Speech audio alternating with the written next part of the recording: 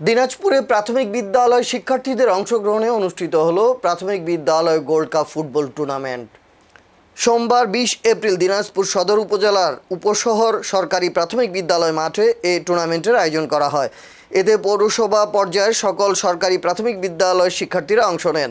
প্রতিযোগিতামূলক ও প্রাণবন্ত অংশগ্রহণে পুরো আয়োজনটি ছিল উৎসব মুখর। এতে প্রধান অতিথি হিসেবে উপস্থিত ছিলেন জেলা প্রশাসক রফিকুল ইসলাম।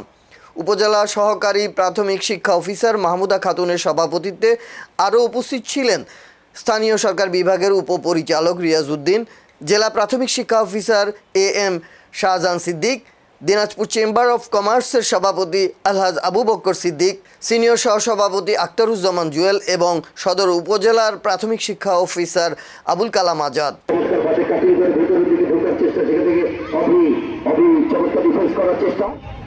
উত্তর বালুবাড়ির অনুকূলে না তো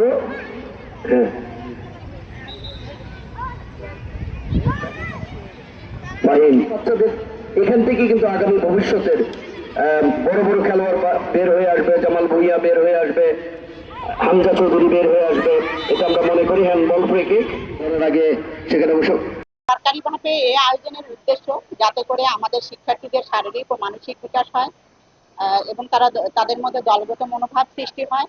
তারা বিভিন্ন খেলাধুলায় তারা আগ্রহ বৃদ্ধি পায়, মানে আরো উৎসাহ ফিল করে। এই জন্য আমাদের এই আয়োজন, আজকের এই আয়োজন। এখানে 31টি বিদ্যালয়ে মোট 62টি দল অংশগ্রহণ করছে। এখানে বালক বালিকা দুইটা দলই অংশগ্রহণ করছে।